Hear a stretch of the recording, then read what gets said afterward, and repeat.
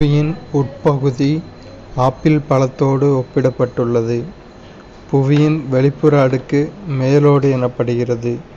புவியின் மேலோடு சியால் ஆகும், அதாவது சிலிக்கானும் அலுமினியமும்.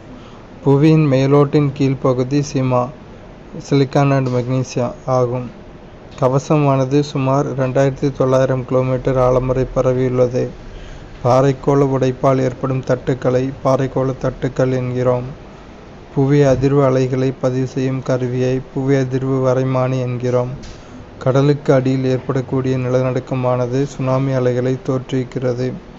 புவியின் மேற்பரப்பில் உள்ள பிளவு அல்லது துளை வழியே வெப்பமிகுந்த மாக்மா எனும் பாறைக்குழம்பு வெளியேறுவதை எரிமலை என்கிறோம். லாவாக்களின் தன்மை மற்றும் அது வெளியேறும் விதம் ஆகியவற்றை பொறுத்தே எரிமலைகளின் வடிவம் அமையப்பெறுகிறது. உலகில் 3 முக்கிய எரிமலை நிகழ்வு பகுதிகள் உள்ளன.